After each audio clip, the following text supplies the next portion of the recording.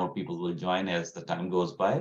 So first of all, Assalamu alaikum and good morning, good afternoon, and good evening, depending on where you are joining from. And yeah, I would like to welcome you on behalf of the APPNA MERIT subcommittee. And this is the series of webinars that we are doing on healthcare research and innovation landscape in Pakistan. And this is yet another of the webinars in that series. My name is Dr. Sarfraz Hasmi. I'm a rheumatologist and a physician scientist, and I'm director of the lupus clinical research at the National Institutes of Health in Bethesda, Maryland. And I'm really honored and privileged to welcome Professor Fouzia Sadiq, who is the Director of Research and Professor of Physiology at Shifa Tameer-e-Millat University in Islamabad, Pakistan. And just a brief intro about Dr.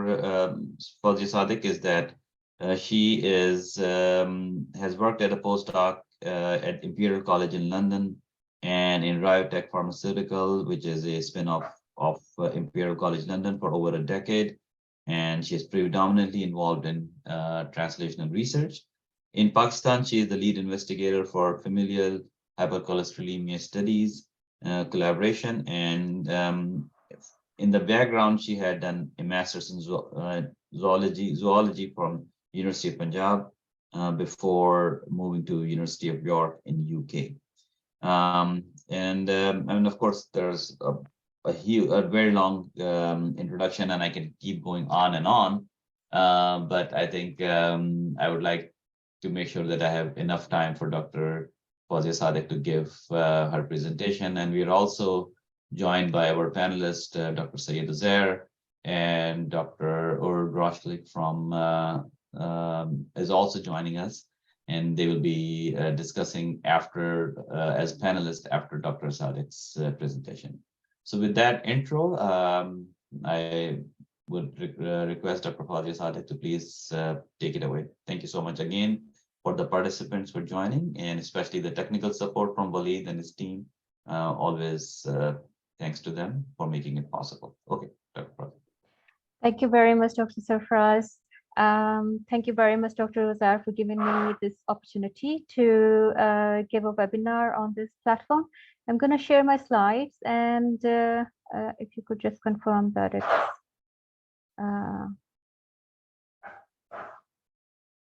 yeah, it's in the presenters mode, so if you can change it to the presentation mode. Yeah, we got it now. Good. Okay. So I'm going to be talking about familial hypercholesterolemia in Pakistan. Very briefly, you know, I'm not actually sure who is attending this webinar. Maybe they have maybe there are some biological students or biochemists or clinicians or whatever.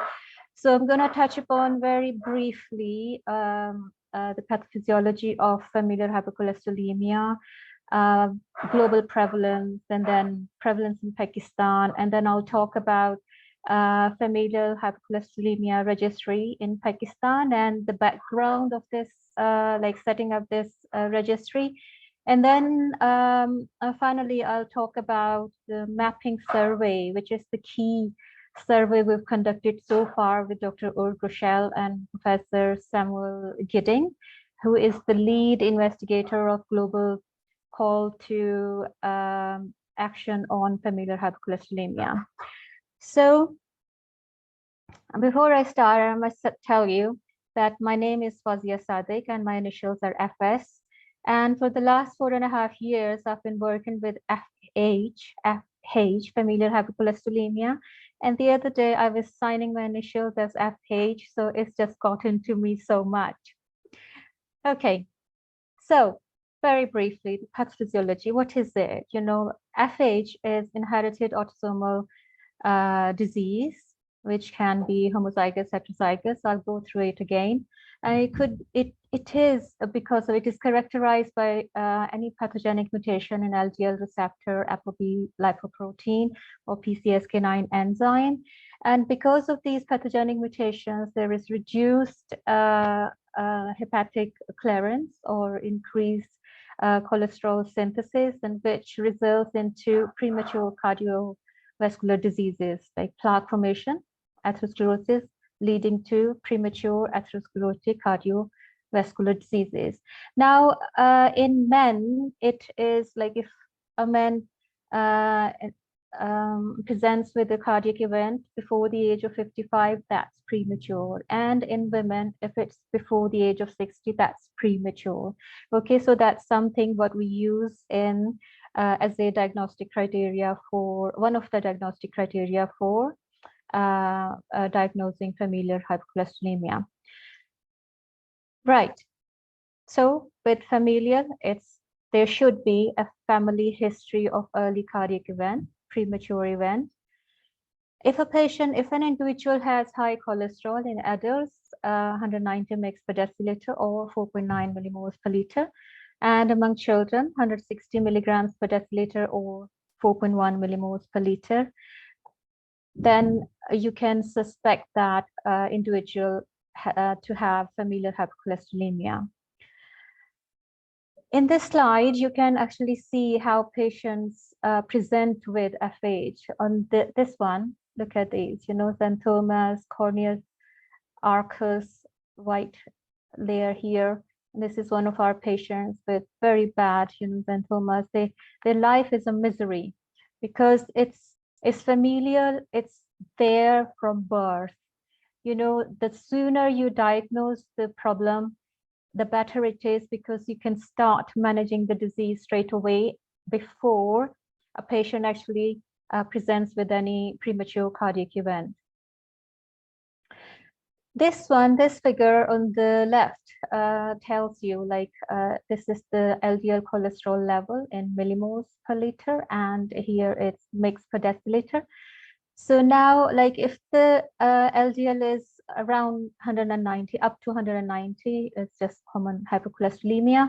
From 190 to 520 or something, it could be heterozygous familial hypercholesterolemia. And then if it's above 500, then for sure it is a homozygous familial hypercholesterolemia case. On the right, you can actually see the distribution of serum cholesterol levels. The blue balls are the normal LDL level. The yellow ones are heterozygous, and these bottom pink ones from 500 onwards is just homozygous familial hypercholesterolemia patients, number of patients. Now, because it's familial, we need to do we need to screen genetics. Because it's inherited dominant autosomal, the progeny can be heterozygous, homozygous. It depends. If both parents are heterozygous, then they're likely to have a homozygous patient. And patients can be present from generation to generation. Like in one of our cases, we screened a large family in Punjab province, and they were inbreeding. They were cousin marriages for almost 7 generations, and now they have started to see very little children dying of familial hypercholesterolemia, homozygous FH. So it's really painful to come across such families. But once you diagnose any patient, because not all patients present to the clinic. So whoever comes to the clinic and you've diagnosed it, that's your index case.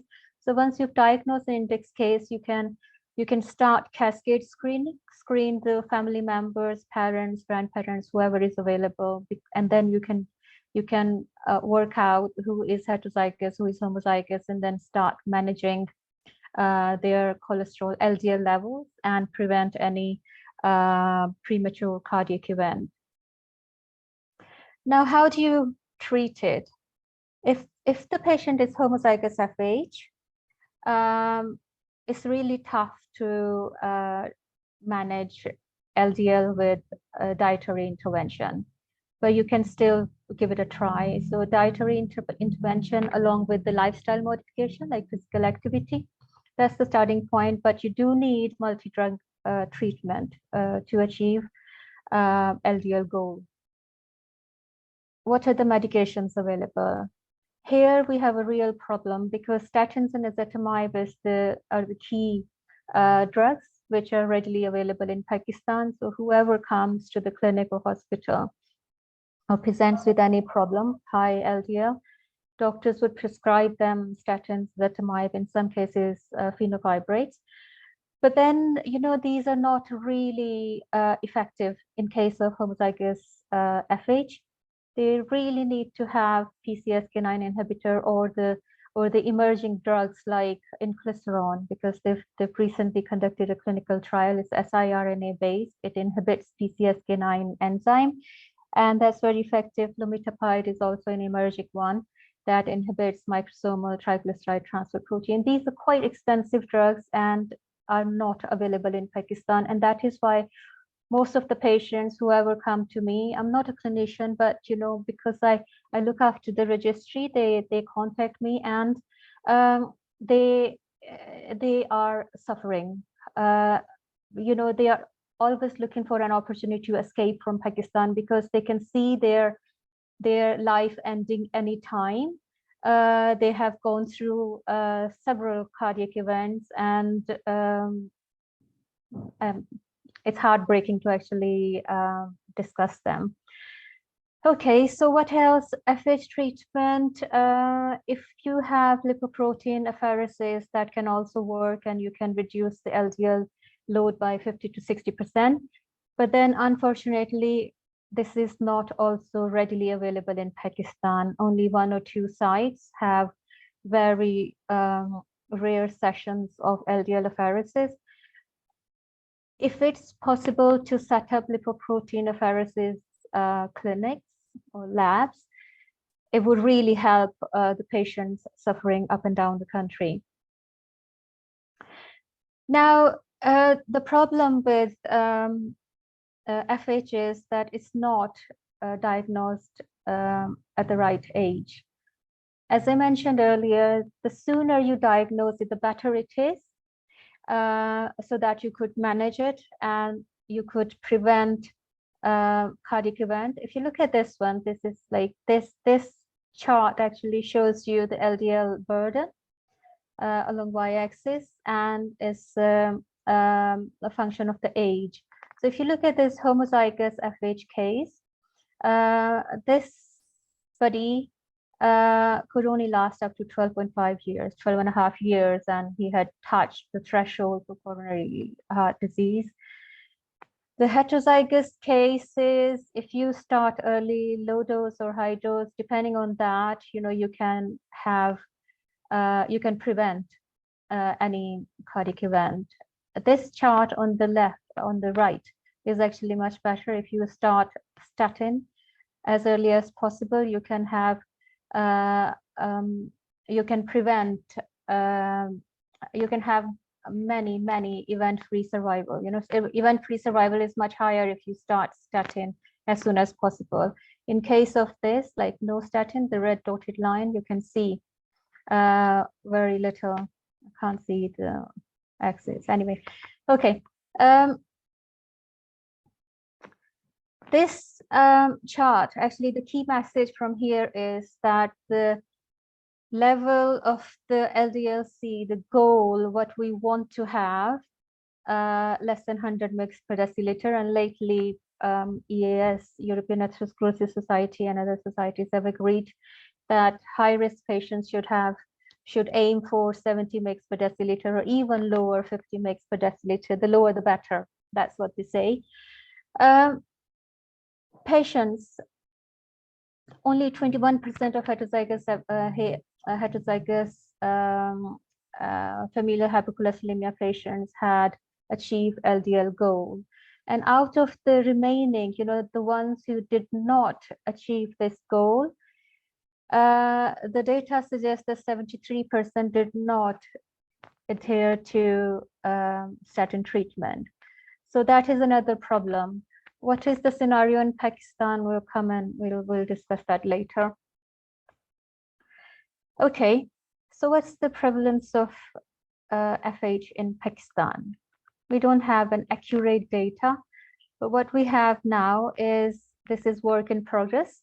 We have about 400,000 like data from 400,000 lipid profiles, and that we can infer from that these two guys in the blue circle, 8%, and the 0.01% population subset of the population may have FH. It's pretty high. So what do we want? To facilitate the management of these FH patients and to assess the disease burden in Pakistan, we established a registry for FH patients, and we named it as Pakistan FH Registry. Before I go and tell you what is in this registry, I need to tell you the background of this registry. This is a part of familial hypercholesterolemia study collaboration. What is it? European Atherosclerosis Society funded this project, FHSC, which was established in 2015.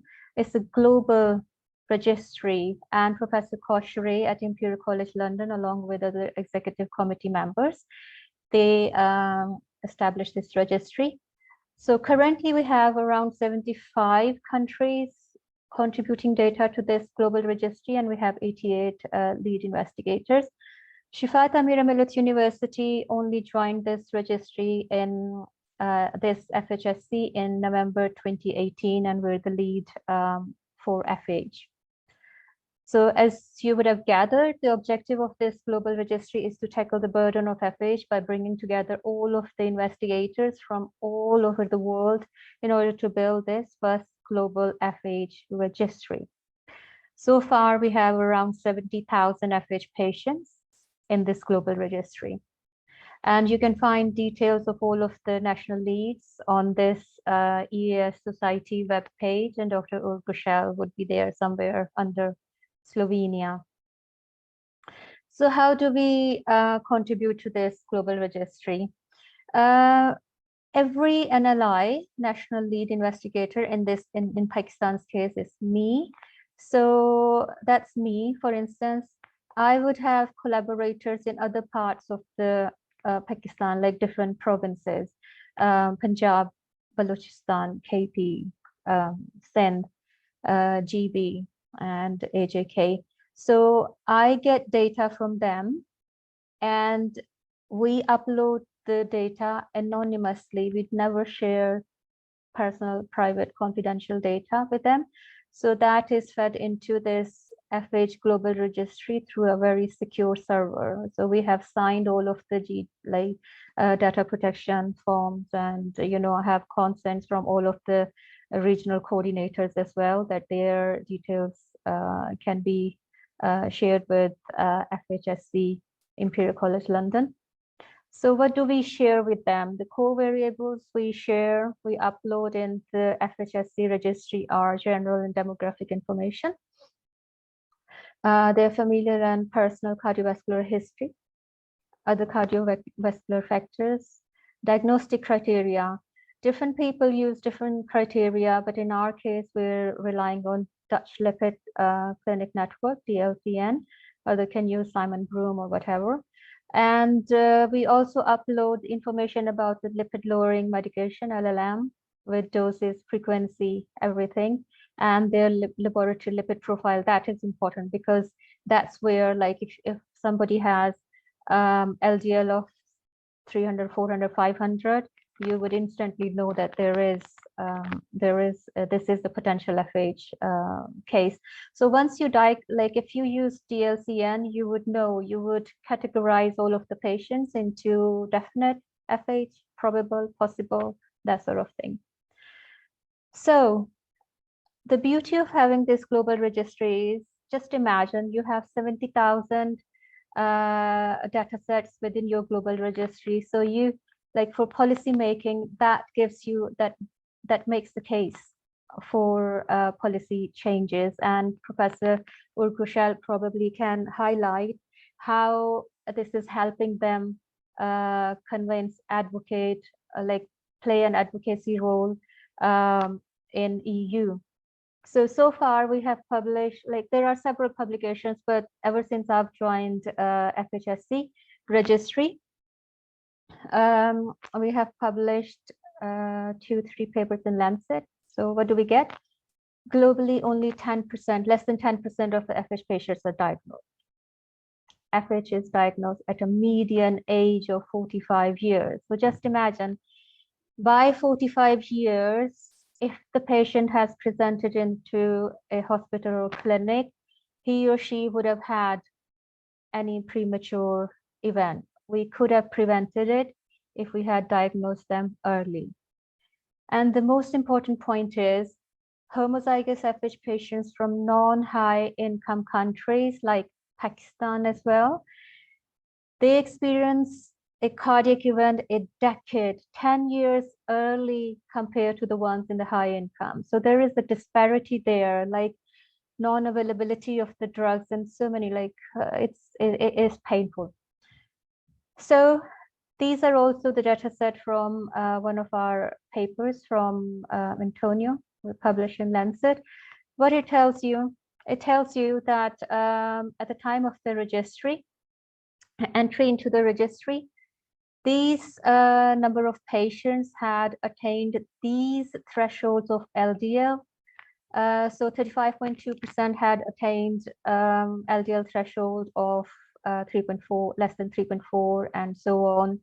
And this figure on the right shows you that if you use multiple, like double combination therapy or triple therapy, you are more likely to attain your LDL-C goal. And the odds ratio of achieving the LDL goal is much higher if you use, say, like 3 drugs in combination. Look at this, it's more, it's around, I don't know what is it, 27 something, maybe 30. Okay, so similarly, this one, figure D at the bottom, it shows you in about like odds ratio of the individual drugs. You don't take any statins, so you're sitting here at 1. If you're taking statins, there is odd ratio is slightly bigger. If you're not taking PCSK9 inhibitors, you're here. And if you take PCSK9 inhibitors, look at the odds ratio is much bigger. So it tells you that combination, take-home messages, the combination therapy of statins with ezetimibe or triple therapy with PCSK9 inhibitors increase the likelihood of LDL cholesterol goal attainment. Now I'm coming back to a Pakistan FH registry to tell you where do we stand, what is the current status. So as of April, like my RAs are still updating the data, but we know from our Excel sheet, we have 806 patients, which are either definite, probable, or possible FH patients. The gender distribution, 49% of them are female and 51% of them are males.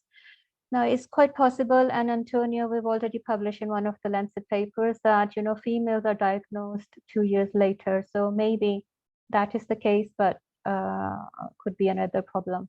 Females in Pakistan don't present to the hospital or clinic very frequently either. The age distribution is like, there is a range. So below 20 up to 50 is almost, you know, there is a spread across all age ranges. What we do with the help of our Slovenian Dr. Ur Grušel, we are sending samples of the consented patients for genetic screening. Dr. Ur's team run the NGS assay, and there are several samples sitting there, and we'll be getting the results soon in a few days or maybe a couple of weeks.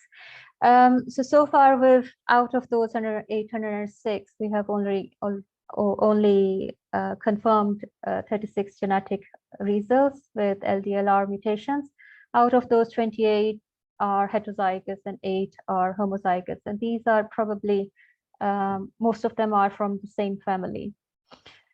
So early diagnosis of FH is very important. So what can you do to that? In Slovenia, they have implemented universal screening, and this is what they suggest, like screen universally every child between the age of 9 and 11. But compared to Slovenia, Pakistan is a bigger country and we don't have that many resources. So it's going to be a challenge. What we can do, we can do cascade screening. As soon as a patient turns up, like the index case is diagnosed, you can run the cascade screening and start preventing premature cardiac event. Sorry, my kitten has arrived. Okay, so what we did, we set up first pediatric lipid clinic at Shifa International Hospital. It was launched in January 2022, and Dr. Mutaz Al-Sabah, the president of the Iraqi Lipid Clinic Network, he was instrumental in helping us launch this clinic. So why do we want this? Because, you know, if you can diagnose a child with FH, you're more likely to manage the disease as soon as possible. So pediatric clinic is much better than having an adult clinic, but both have their importance. And with, as I mentioned, with Dr. Urgushel's help, we're conducting genetic screening, genetic testing using we don't charge patients anything, it's free. It's in collaboration with Dr. Urgushel. Details of all of the lipid clinics are available online. Professor Kosh Ray's team has set up a website. If you go onto this website, Find My Lipid Clinic, you can find out details of the lipid clinic from across the world. You know, if you search for Pakistan, you'll come up with certain labs like Chugdai Labs and Shifa International Healthcare Center, whatever. And at the bottom, you would have details of that. So patients can go onto this site if they are educated and they can use this. They can find out where we are, what can we do in different cities. Okay, so last but not least, this is the final thing I would talk about. With Dr. Kushel, we thought it would be good to conduct a mapping survey. We need to find out what is the FH and dyslipidemia management infrastructure in Pakistan, and then we could actually set up this network of coordinators across different provinces of Pakistan. So what we did, we launched the survey. A questionnaire was administered across different physicians, predominantly cardiologists, endocrinologists, internists, general practitioners, and these are actually highlighting where did we contacted. We tried to collect data from all provinces and regions of Pakistan. We tried our best, and what we have, I can't see this, sorry, let me just, yeah, okay. So like 30% were cardiologists, 26% were pediatricians, and 16% were internal medicine clinicians, and 18% were general medicines, and others could be endocrinologists or anybody else, whoever responded to that questionnaire. So what did we get out of this? How do I get rid of this bar on the side? Sorry, I've done it. Thank you. Okay, so what did we get out of that survey? It's a summary, like endocrinologists, internal and general medicine physicians, they looked after the adult patients, and we've separated the pediatricians. So you can see 86% of the pediatricians had seen on 86% of them said that they had only seen less than 50 patients over their practice. And in case of adults, 75% of the respondents said they had seen only less than 50% of patients throughout their careers. So these percentages are telling you where do we stand. Most of them said that all of the patients had free access to cholesterol measurement. That is a bit tricky because public hospitals may or may not have free lipid analysis. The private ones don't. And if the public hospital is 20 kilometers away and the local lab is private, patient would go to the private one. It's just so obvious. Genetic screening, most of them say that only less than 10% of the population had a genetic testing. And it depends, you would agree that, if you are trained in America, you would follow American Heart Association guidelines. And if you're trained in the UK, you would find you would use NICE guidelines. And if you had practice in Europe, you would opt for EAS or whatever guidelines. So it varies. Treatment wise, they only recommended lifestyle changes, statins and ezetimibe, because other cutting edge drugs are not available in Pakistan. So when we asked them what measures did they take for a patient with premature CVD, this A chart is about if they considered FH actively. 34%, 34.8% said, yeah, sometimes they consider it as FH. 28% said, yeah, often, and only 16% said, yeah, they always. So you can imagine not everybody is aware of the clinical symptoms. And, when a patient presents to the doctors, not everybody is, thinking about FH. B, and the one in the middle, is about cholesterol measurement. They always, like every doctor, like more than 50% said, yeah, they always recommended screening, measuring the lipid profile. C is evaluation of FH with clinical criteria. That's everybody seems to have their own, nobody's following just one criteria, maybe DLC and Simon-Prum or whatever.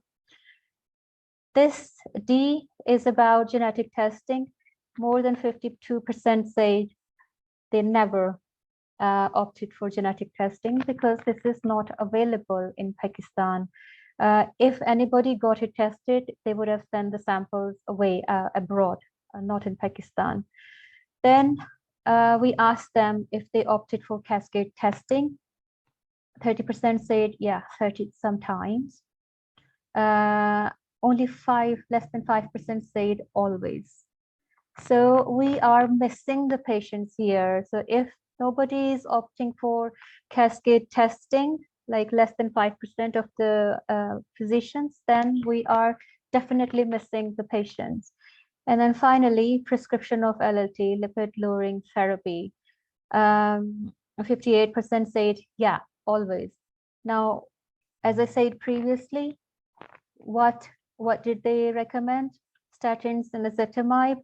If it's a heterozygous patient, might have some effect on that. Homozygous, the patient's gonna unfortunately lose his or her life in a few years, very prematurely. Then we asked them, what are the barriers for systematic screening of FH? So most of them said there is no professional consensus on national level. That's A. 38% said no, often, there's no national level consensus, and like often and always are like more than 50%. Then comes professional consensus or international level. They were not really sure, so it's a spread, huge spectrum. Then we asked them what is like the C1, the one on the right. It says clear guidelines are missing, how to manage this FH. So we actually, this survey helped us map infrastructure as well as identify all of the gaps there where we can work for effective management of FH as early as possible. Then we asked them what other, like the D, it says is the financial resources is a problem. 58%, almost 58% said always financial constraints. Then institutional support is lacking. Moreover, government support is lacking. Finally, it's difficult implementation and practice. And And this is really sad because if you look at this age, it's not a healthcare priority. 40% said often it's not a health priority, and 27% of the respondents said, oh, it's always the case that FH is not a healthcare priority. Discrimination of patients, male versus females or age or whatever, that is a barrier.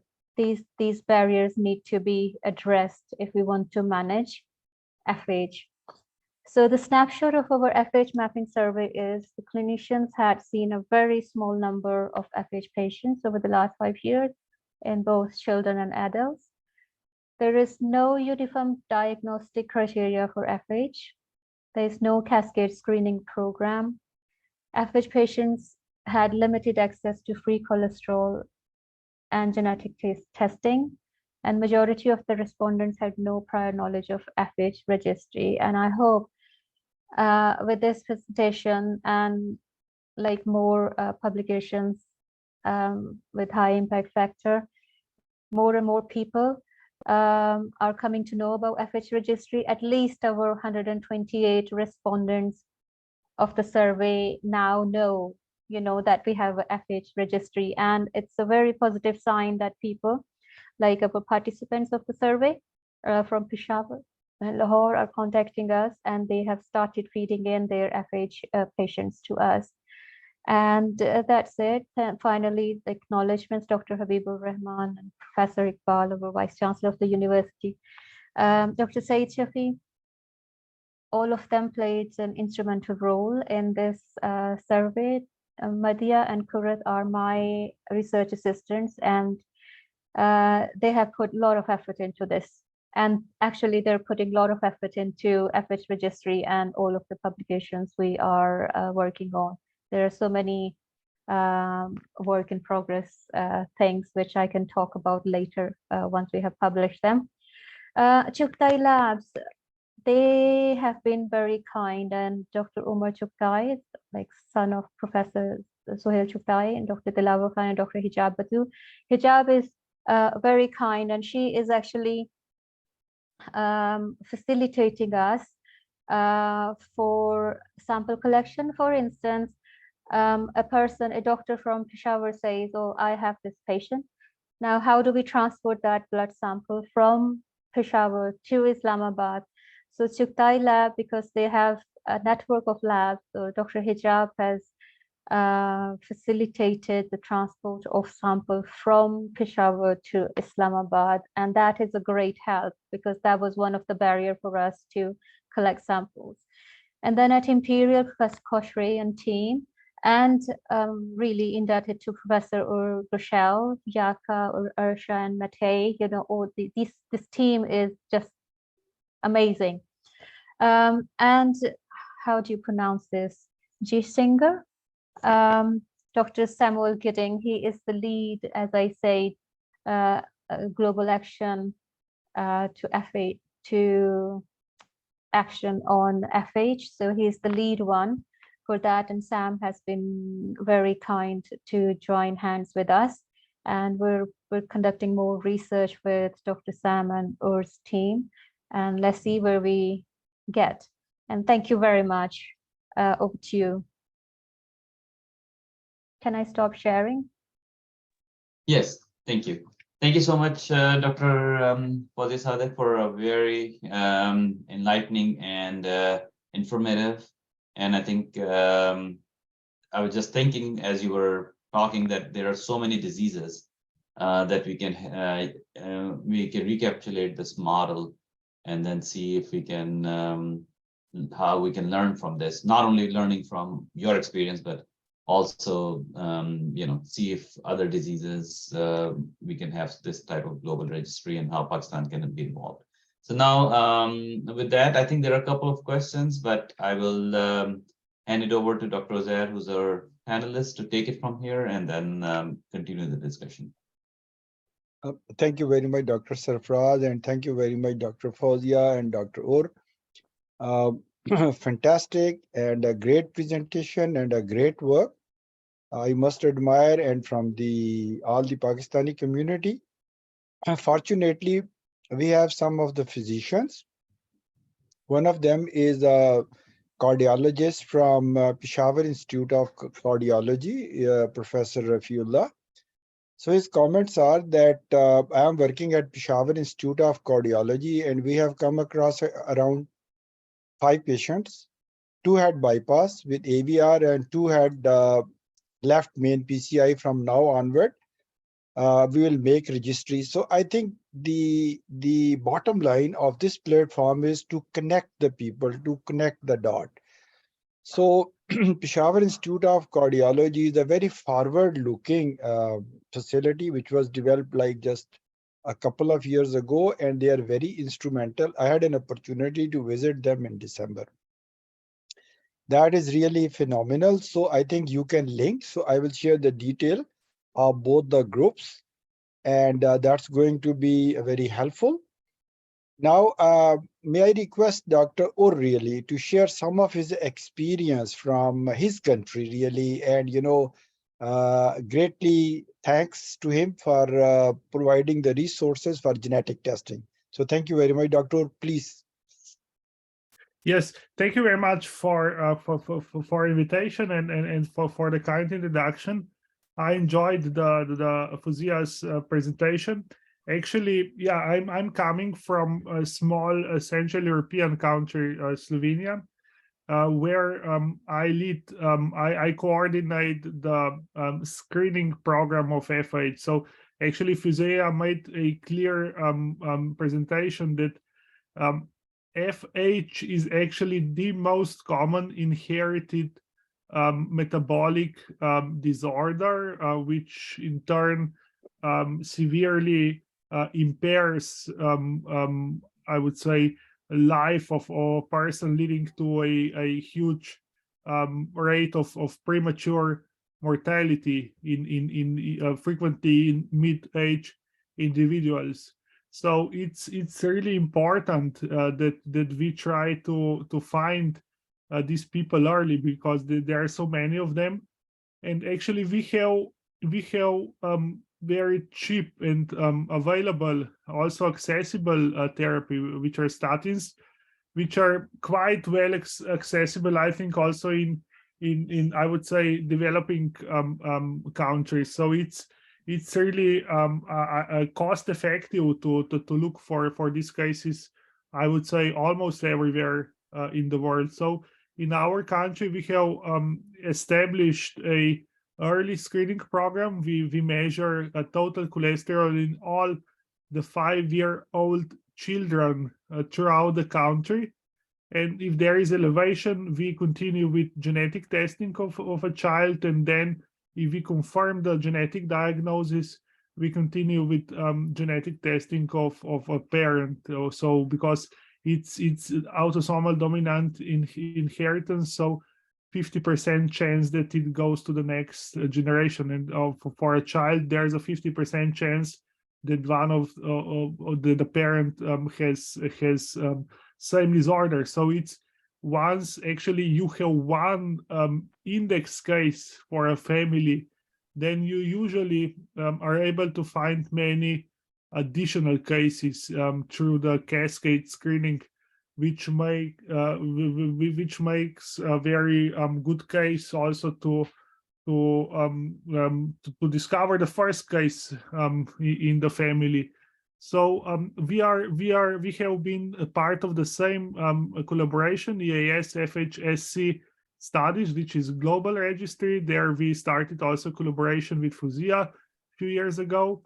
Actually, we were able to offer some assistance with genetic testing and perhaps to share some of our experience in this field. And I think now Fouzia is doing really a great job in Pakistan, where she really started from the scratch to organize registry and also initial care and collaboration within Pakistan. So this network of Pakistani physicians, which would be instrumental to take on these efforts, I think is crucial, so that it cannot be done like centrally. You need also, in such a big country, you need to have local collaborators which are joined into a common network in order to be effective. And I think it's really a great challenge on one hand, and also opportunity for Pakistan to start this I would say more active screening or at least more active search for these cases, and to provide them appropriate treatment. I think it's very it's very important, a very important project, which I hope it will show some results in the near future. We actually are planning to continue our collaboration. We are happy to provide further our help with some of these genetic testings, and perhaps some with some of our expertise, and some we share some research ideas, which I'm also very much looking forward, also regarding the rare lipid disorders and so on. I think really I think the point, this point for Pakistan is very exciting, because I think so much good can be done for people with these conditions out there in the near or midterm future. Thanks. Thank you very much, Dr. Or, for being so kind and generous to extend all your support to Pakistan. And on behalf of Pakistani community and the professional community, we are really thankful to you. So we have with us a leading pediatrician, Professor Dr. Akhtar Hamid from Toronto. So he's among the participants. So I have requested him to join in the panelist. So Walid, can you take Dr. Akhtar Hamid?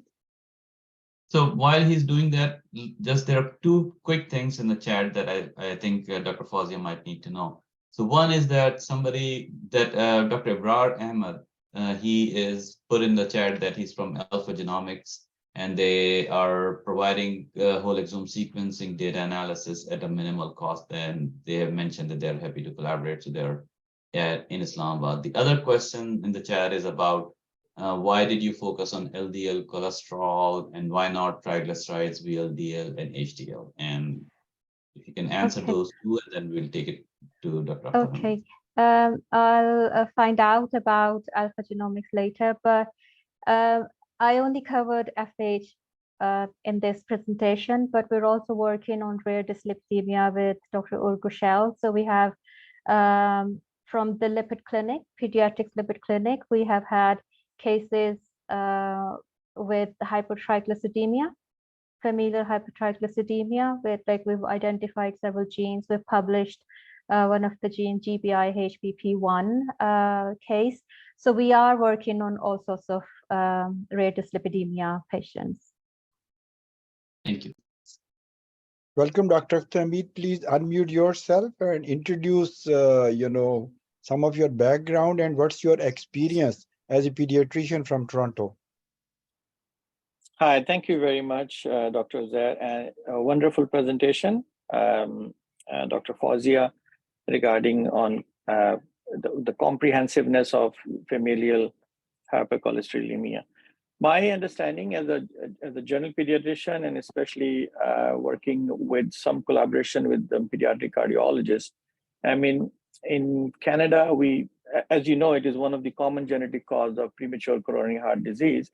In Canada, they do follow this Dutch criteria, but I just wanted to know what criteria you follow in Pakistan in terms of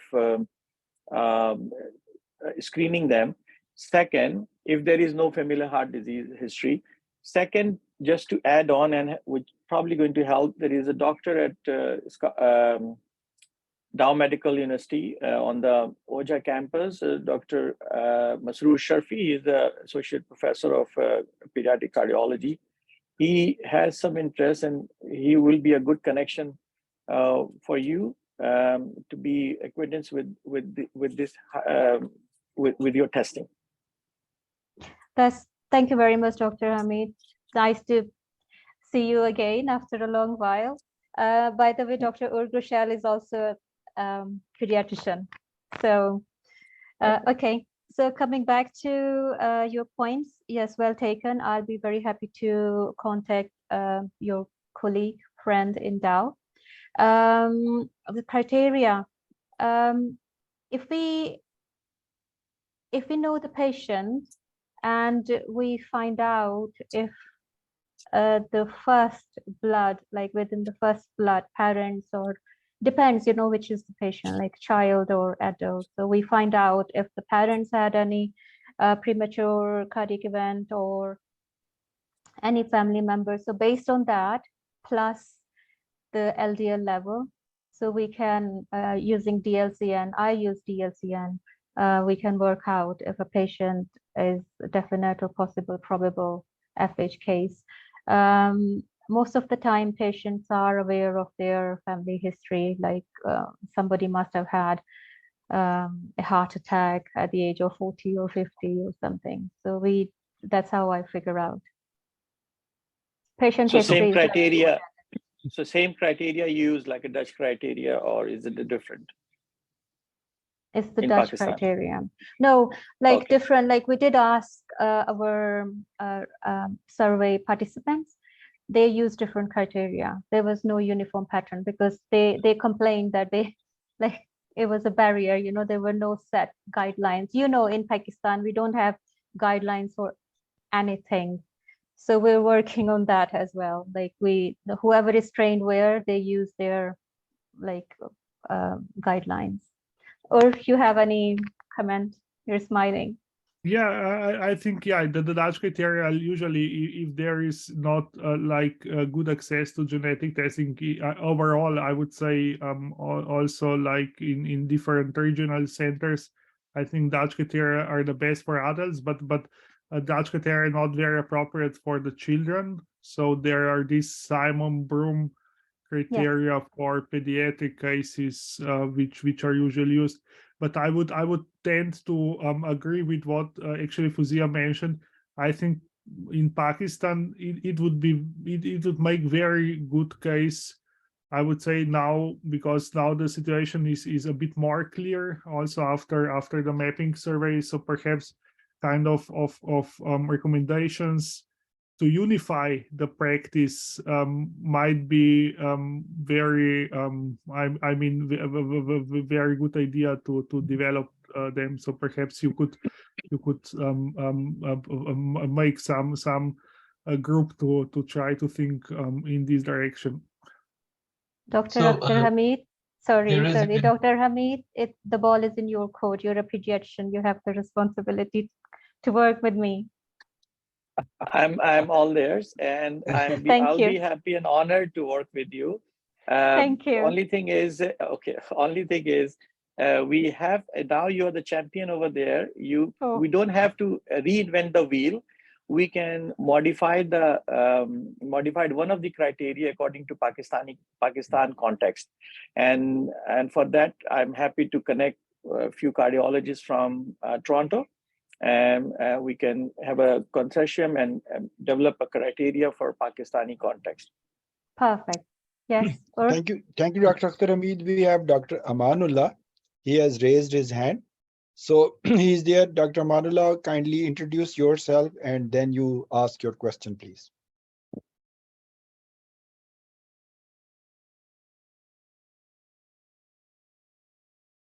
I think Yes, while Dr. he's working, Amanullah. is he working on his audio? There is a question, and I think it will be important for all the audience if you can share how anyone can join this group. So if they want to refer patients or add as a collaborator, I think that's what. Drop me an email. Share that information, we can put it in the chat. Can I type my email there? And anybody can contact me. We have made a Google form. So I shared that, and you know, they can enter details of the patients. Yeah, you can put that in the chat.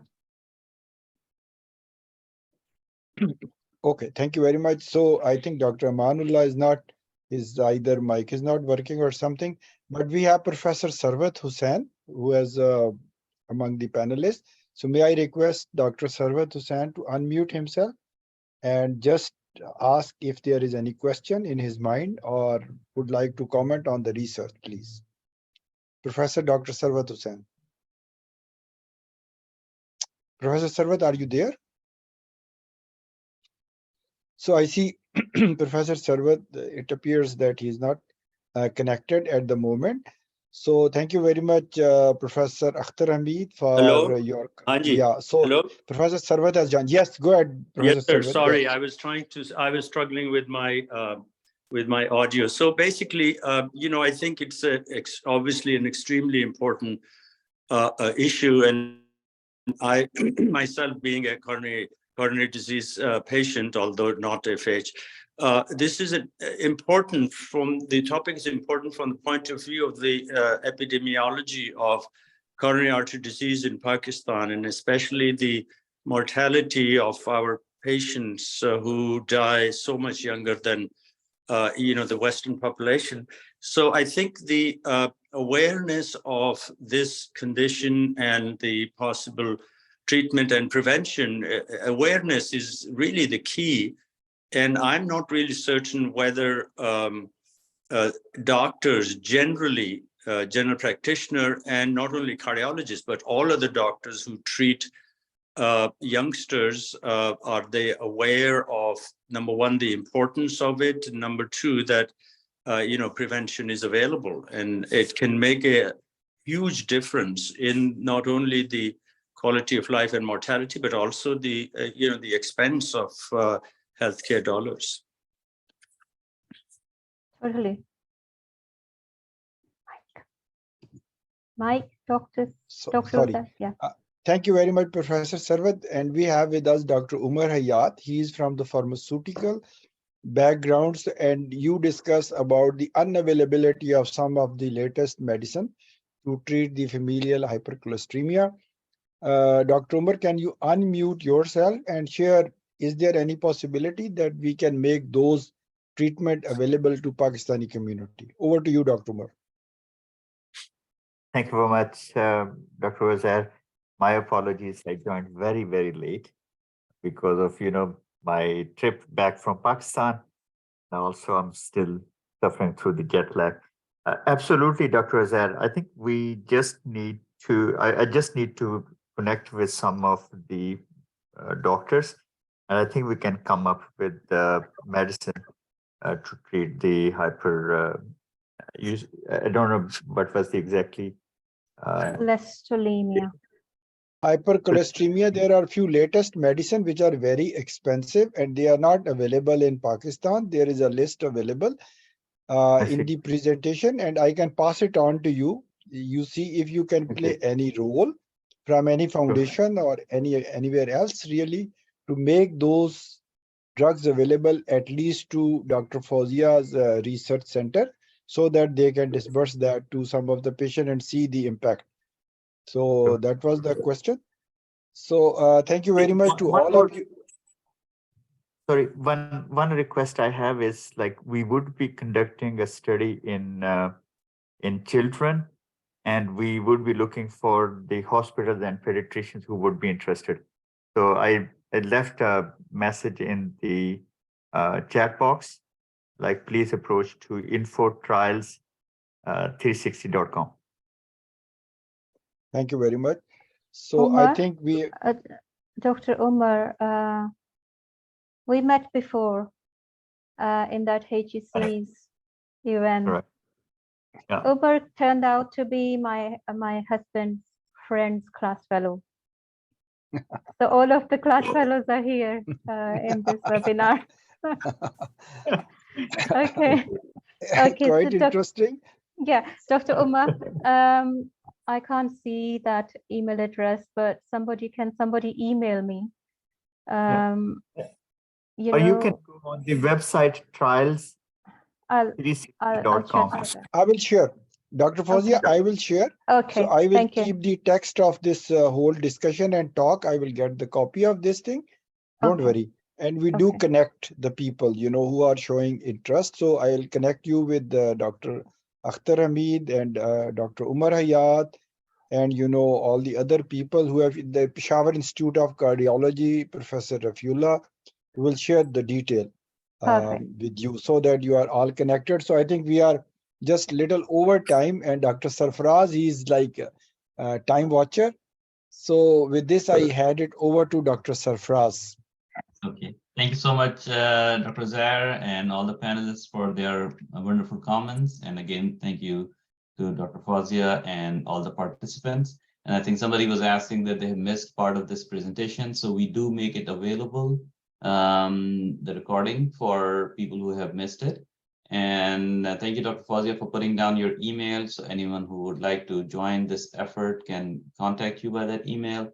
And Dr. Umar Hayat has put in the info.trials360.com, which is what he has mentioned in terms of the pediatric trials. So again, thank you so much for joining. And Dr. Zair, we don't have a webinar next week, but we will come back the following week for the Eid celebration. So we'll see all of you back in about 2 weeks from now with yet another of the webinar series from the APPNA MERIT subcommittee. Again, thank you so much and have a good rest of wonderful day. Thank you very much. Thanks, sir. Bye. Thank you very much. Goodbye. Thanks. Bye. Bye. Thank you. Bye. Bye. Bye.